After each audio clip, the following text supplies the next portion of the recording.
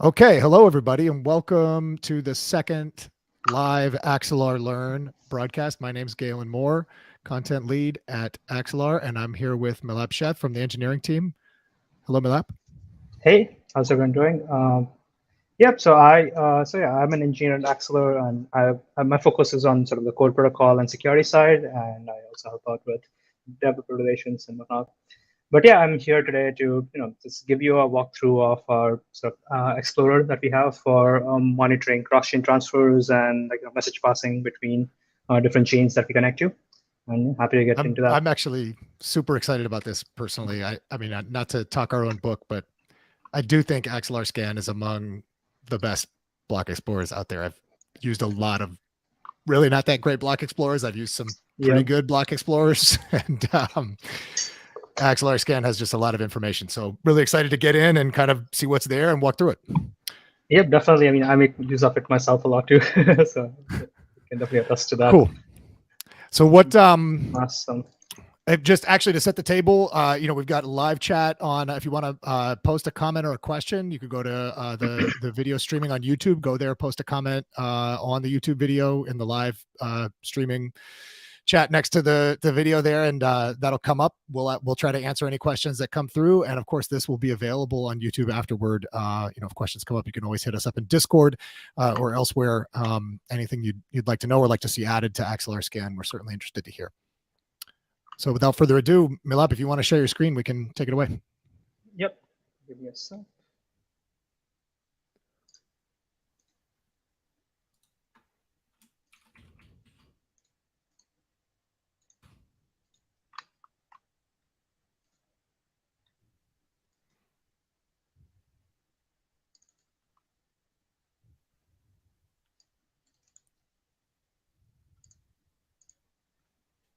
All right. If you can't see there we go. Screen. Yeah, right up there. Sweet. All right. Good. Yeah. So the Explorer, you can find that at axelarscan.io. You can look for that. So and then we have two of them. So this is the link for the mainnet Explorer, and then similarly we have the testnet Explorer, like testnet.axelarscan.io. You can find all this information. Okay, let's start the mainnet one. So as you can see, this is the dashboard. You can see like recent blocks that are being proposed, who's the validator, what's the current block height, how long the blocks take, the total number of validators we have on the network, and then different supported chains on a network. So as you can see, we have a variety of chains from like EVM and Cosmos based chains like Moonbeam that's interfaces with Polkadot, for example. And then you can see like the volume of transfers that have gone to the network over the last month or so. Cool. Yeah. So yeah, that's the main sort of dashboard page. And then if you navigate to the section here, you can see like individual sections that depending on what you're interested in. So for example, if you want to see like recent blocks, you can see like what are the blocks that are being sent to the network. And then you can similarly see like different transactions on the Axelar network here. So one of the things like that makes this app Explorer very like unique compared to other explorers. Most explorers they are indexing like information on the chain they are running the Explorer for. But the unique point about Axelarscan is that you can see cross-chain transfer activity that uses the Axelar network. So if you navigate to the transfers tab here, you can see like various like different transfers being made on the Axelar network. So the different volume, like depending on which like from which chain to which chain have we gotten a lot of information, like transfer flows and by volume. So for example, Ethereum to Osmosis, we've had like 100 million locked on that path.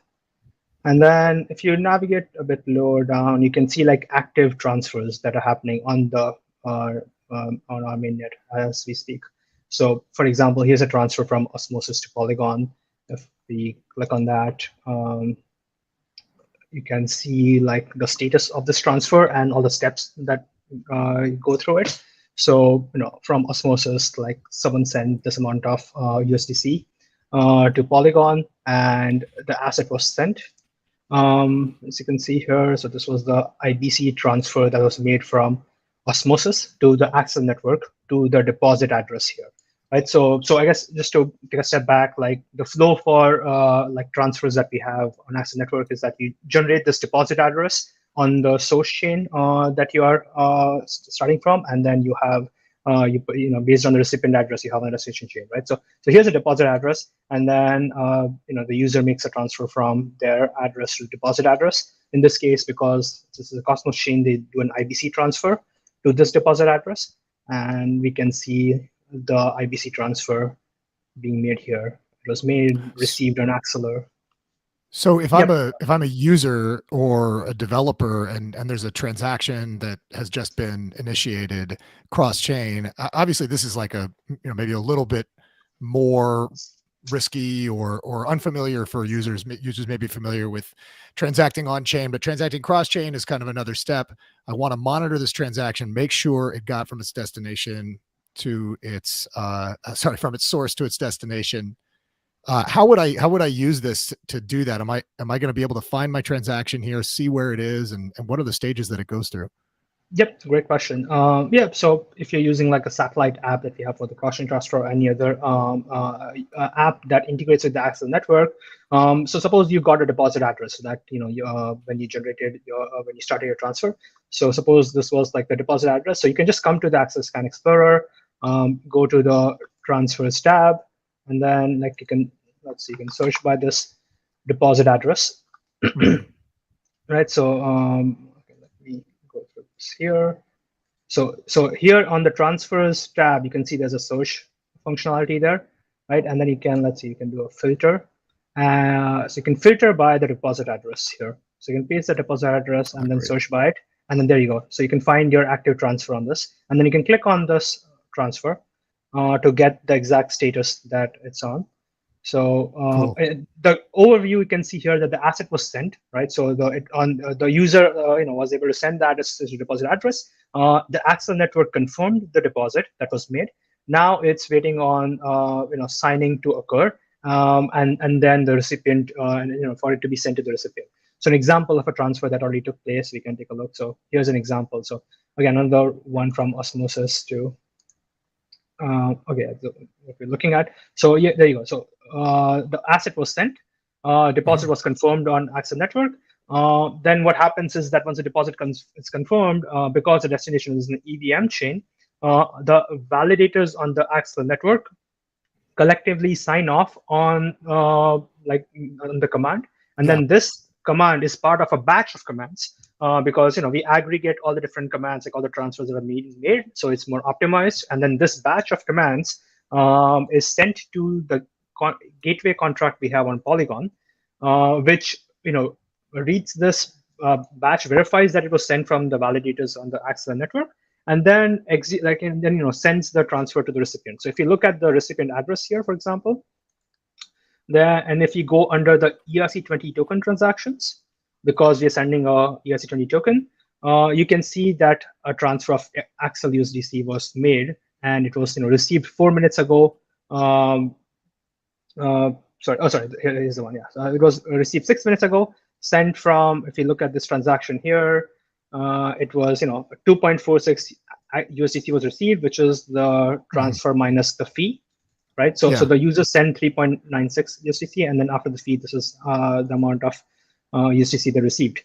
And if you look at right, this is an Ethereum transaction originally. Was that right? The source chain? No, this is one is Polygon Osmosis. For Ethereum, it's Polygon to Osmosis. Okay. Yeah. So in Ethereum, it's more expensive because of the you wouldn't be able to send this amount on Ethereum. Yeah, so you wouldn't be able to do that on Ethereum.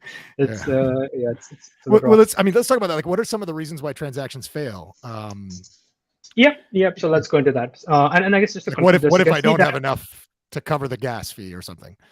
Yep.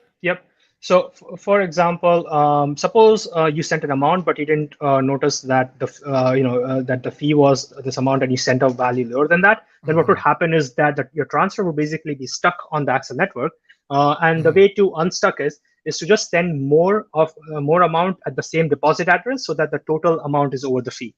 And if you do that, then the transfer will go through after that. And then again, when you look it up in the Explorer, you'll see like insufficient fee status for your transfer.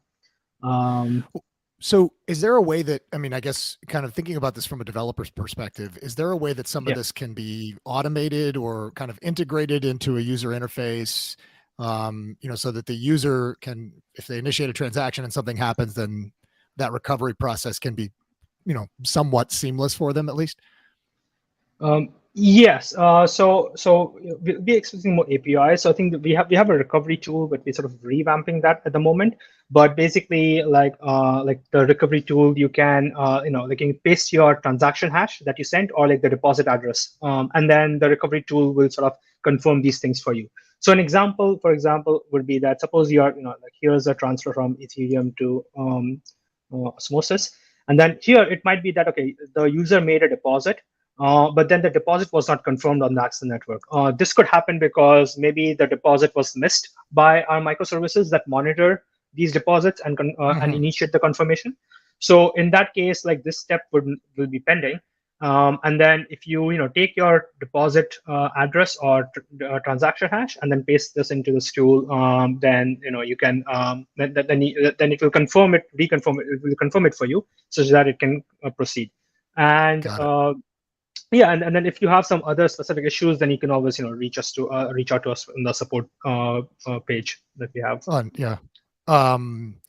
Where's a good place to do that? Is that I've seen a lot of those tickets come through on Discord. Are people also contacting via other methods?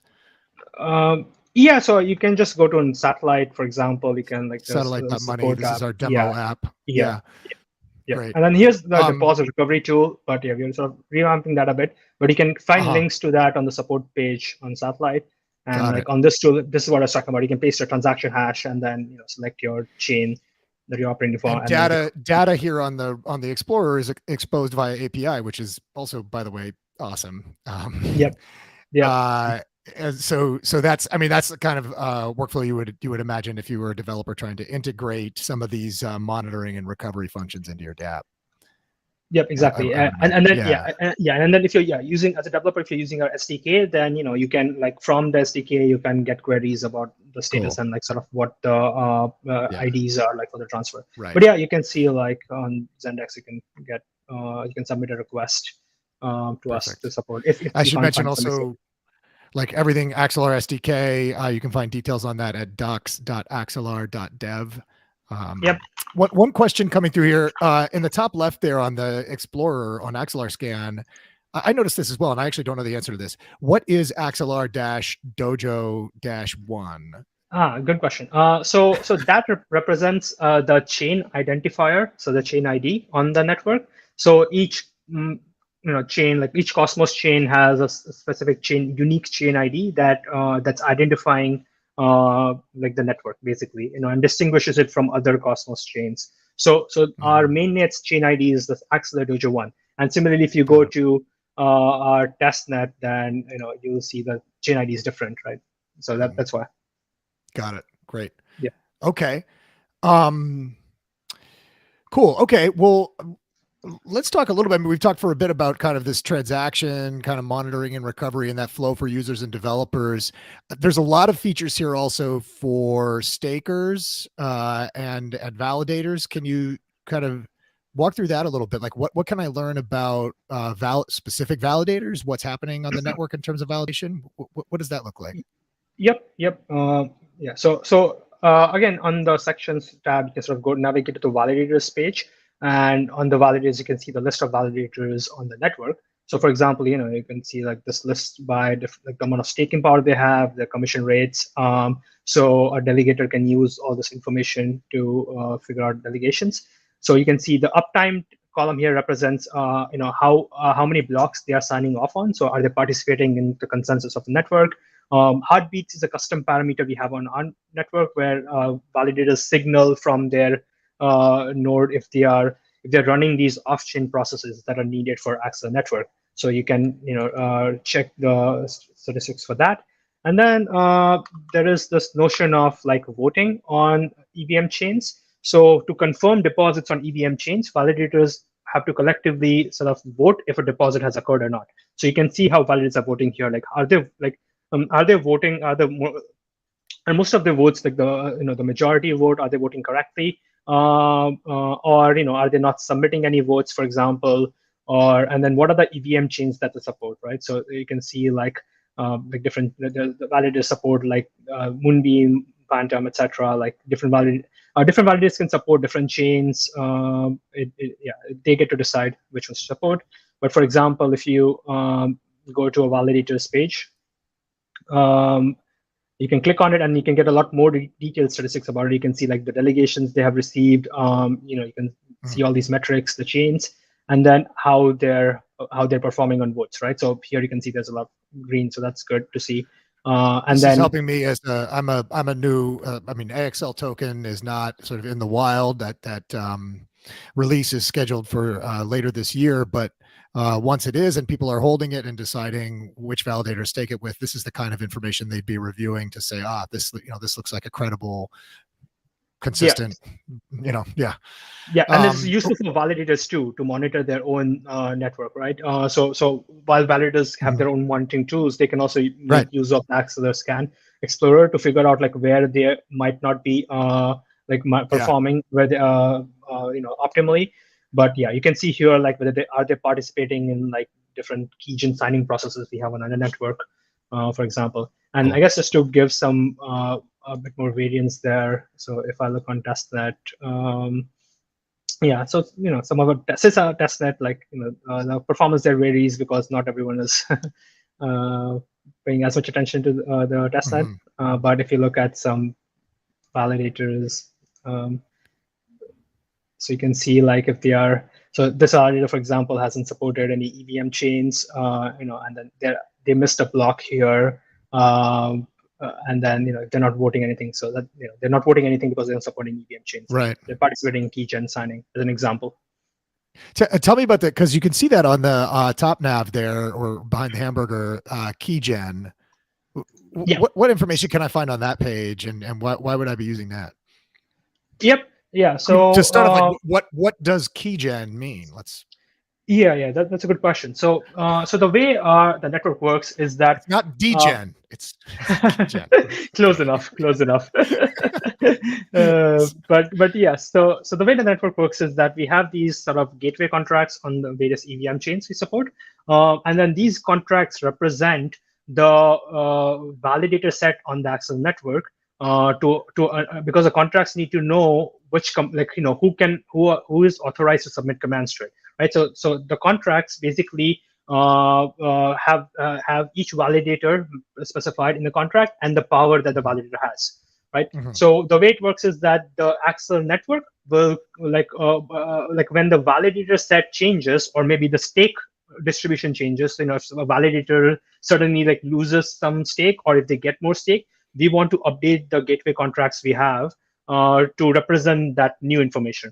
So what keygens are doing is basically we are generating new set of keys that use the new stake values. And then once that's concluded, we relay that to the contract, and the contracts have this updated notion of what the validator power is. So if you go to this keygen tab, you can see that, for example, we generated like a key for Moonbeam. And then, sorry, now it's Aurora just updated. So there you go. So here's a key for Aurora, for example. And then these are the participants for that keygen. So you can take a look at which validators were participating in this. And then this is the information that goes to the gateway contract. And similarly, once the key is registered on the contract, then those validators now use those keys to sign the transactions that are happening, like CrossChain transactions, right? So you can even observe that, okay, how is the signing proceeding? Like, who are the participants? Are validators participating in signing properly, etc. So you can see the happening here. So if you actually had a question from a user here, which I think is a good one, if you scroll up to the top there, you see a sign safety threshold. What does that mean? Service. Oh, sorry, here. Yeah, right in the middle there. Yeah. Yep. So this just indicates like what are the thresholds that is acceptable to consider signature as valid.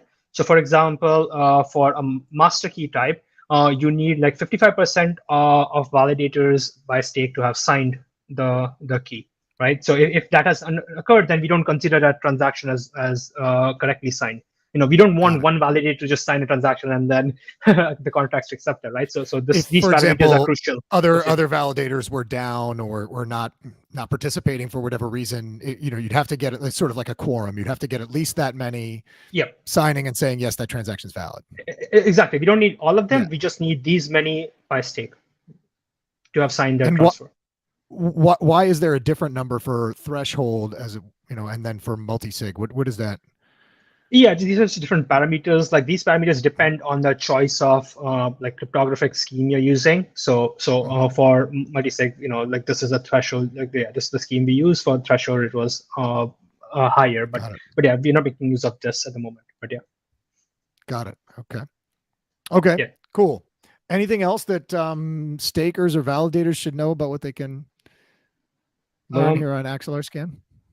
Yeah, it's mainly this. Like it's I recommend like just looking at some of validators, get an idea of like how validators are doing. I think one thing I should add maybe is like, okay, so here there's a tabs for votes, and these are for like how validators are voting on EVM chain transactions. So if you navigate there, you can actually see like the votes that the validators are signaling, right? So here's an example of a deposit probably or something on Avalanche that we are that's being confirmed on the network, and you can see how different validators are voting for that event, right? So if you take a look at this vote transaction, you can see that this validator submitted a vote request with some for some event, and you can also filter this.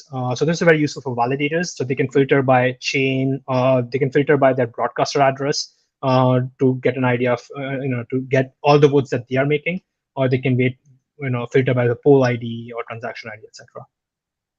Cool. Yep. So you can like just do this and then search. Yep, and you can see all the votes. That's a little alpha right there, where we are integrated with Aurora. I don't think a lot of people know that. Oh yeah, so that's a new one, a new chain we just added. Yeah, nice. And I guess talking about that, like here's another place you can go to identify like what are the chains we support and what are the like tokens there, right? So if you navigate to the assets section, right, you can this use for users and developers to see that these are the different like token addresses like and names that we support. So for example, on testnet we support like Axel USD on these different chains, right? So on Ethereum, this is a token address for it. If you click on it, you can go to that token address. You can see transfers for it, for example. But yeah, and then you can filter by chains on Aurora, for example. What are the tokens we support, right? So here are the different tokens we support. So you can move wrapped ETH from Ethereum to Aurora. That's an example. Cool. We did get a question about AXL USDC, but I think I'll save that for Discord or somewhere else, given that we're trying to focus on the Explorer here. Yeah. I guess one thing. Yeah, no, tell me a little bit. I guess actually, like in terms of this contract address, like this is something that a developer would use, right? To know, what is the address on fill in the blank chain that we want to, use in terms of building a dApp that communicates with that chain. Is that? Yep. So as a developer, for example, if you want to send, if you want to make contract calls from one chain to another, and if you want to send if you want to pay gas fees to our contract, if you want to send tokens over, then these addresses are important for you. So for example, if you are making, if your smart contract on Aurora is trying to send USDC to Ethereum, then on Aurora you have to see that here's the token address that you should be using for that token. And then and then you send to the gateway this contract call, and then on Ethereum you can see what the token contract is, right? It's for USDC, so it's this as an example. Yeah, yeah. And I guess talking about that, maybe I'll briefly just go over this. Another tab that we didn't discuss is this GMV tab. This is very useful for our developers, and they're building over the Axel network. So this tab is specifically to show like what are the what is the state of message passing calls across the network, right? We saw the tab for CrossChain Transfers, and this is the one that shows you different message passing calls. So you can see like here's a call contract being made from Avalanche to Polygon that was not executed, right? So in this case, the contract call was made. So the application called our gateway on Avalanche. with the payload. The gas was paid for it. The call was approved, but it wasn't executed. Right now, this might be because maybe there's a error in the execution logic of the application, or maybe there's some other issue. So you can navigate there and see the transaction. Similarly, like here's a call that went. So here's a contract call that sends some USD from Moonbase to Avalanche, where you can, if you look at the transaction state, you can see that the contract call was made. You can click on these buttons here. So these buttons will take you to the explorer for that specific chain, and you can see the exact transaction that was made, right? So here's that transaction that's sending, paying gas for USD and moving it. And so these are transactions that are sending, in addition to or instead of wrapped assets like AXL USDC, these transactions, these general message passing transactions, are also passing potentially logic of some kind. Yeah. So they're sending a message, just a payload, we call it, and then along with that, because this is call contract with token, they're also sending a token along with it.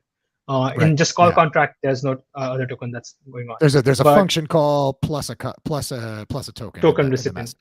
Exactly. Yeah, and then you can see the contract was made, the gas was paid. So the gas is being paid to our gas receiver contract. So if you navigate here, you can check that the gas receiver was paid the appropriate amount, and then the call was approved on the destination being Avalanche, right? So this means that the Axelar network has approved this remote call on Avalanche, and now all that's remaining is to execute the destination contract with the message, which is this final step here. And again, you can go to this transaction here and then see that, the contract call is made and is received. Cool. Yeah. We've got maybe just a couple minutes here, but maybe if you could just talk quickly about kind of what this looks like for researchers, analysts, people coming, wanting to see kind of, maybe people are curious about what's happening in interoperability and cross-chain activity and want to see kind of a statistical level presentation. Where would they go on Axelarscan to receive that information? Yep, for sure. So, I mean, for transfers, as I mentioned, that you can look at different statistics if you go to transfer tabs. For GMP, we're still, I think, adding more. Okay, there you go. There is a statistics tab here. I guess we just recently added, but this you is can new. see here. Yeah, you can see here that different transaction times for different chain. So, for example, on Ethereum, because Ropsten, after the merge is a bit slow, approvals take longer. The confirmations take longer there. But you can see in Aurora and whatnot, you can see the activity between different chains, like what methods are being called. I think it's going to be cool to see these numbers change over time, right? Because I mean, right now, everybody, when they think cross-chain, they're, we bridge, we send tokens. But as we hope, right, we'll start to see developers do more and more that is, more sophisticated, more Turing complete in terms of what they're building cross-chain.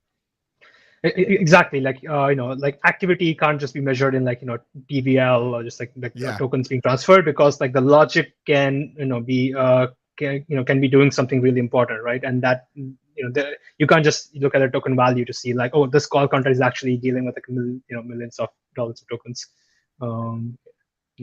Definitely. TVL feels like a bit of a 2021, 2020 kind of metric if you look at the world in this way, no doubt.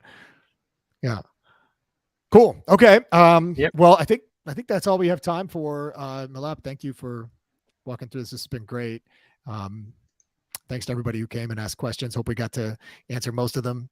And of course, if not, axelar.network is the website. You can find links to our Discord there, links to our docs. Come ask questions and play with stuff and let us know what you think. Yep, happy to take any questions. On a Discord, and whatnot. Great. All right. Thanks again, everybody. Have a good day. Stay fun. See you, Milap. See ya.